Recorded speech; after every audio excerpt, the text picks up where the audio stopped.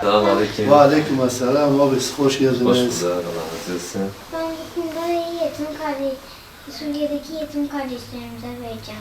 Allah seni bağışlasın, Allah senin hayrını kabul etsin. Çocukları bu şekilde duyarlı yetiştirdiğimiz için Allah sana razı olsun. İnşallah tüm nesillere örnek olurlar bu insanlarımız. Ben bu kumbarayı yetim kardeşlere göndermek için topladım.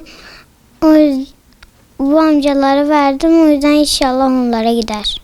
Öncelikle bu minik ablamızın yaptığı bu çalışmadan dolayı teşekkür ediyoruz. Ailesinin bu duyarlılığı kendisine aşılamasından dolayı da ailesine teşekkür ediyoruz. İnşallah bu tür çocuklar bu şekilde bu terbiyeyle yetiştikleri vakit İnşallah gelecek dönemlerde Müslümanlara binen bu zulüm daha da azalır. Umut Kervanı olarak bu yönde çalışmalarımız devam etmektedir. Siz de basından takip ediyorsunuz. Müslümanların durumu gayet perişandır ve hiç de iç açıcı değildir. Onun için bize bir çalışma başlatmışız. Duyarlı olan herkese şimdiden Allah razı olsun diyoruz.